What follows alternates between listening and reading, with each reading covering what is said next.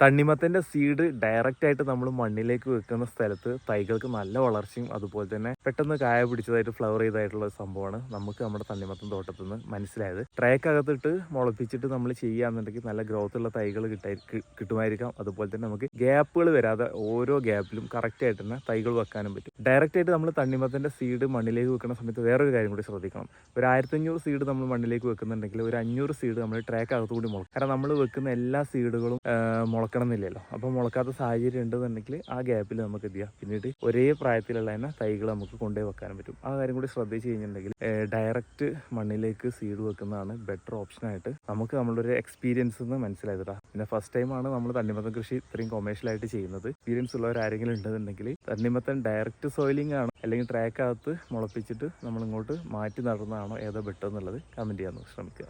ഇവിടെയൊക്കെ നമുക്ക് അതുപോലെ ഫ്ലവർ ചെയ്ത് കായ പിടിച്ച സംഭവമൊക്കെ കാണാൻ പറ്റും. അപ്പോൾ അത്യാവശ്യം കുഴപ്പമില്ലാത്ത രീതിയിൽ ഈ ഏരിയയിലൊക്കെ കായ പിടിച്ച് തുടങ്ങിയിട്ടുണ്ട്.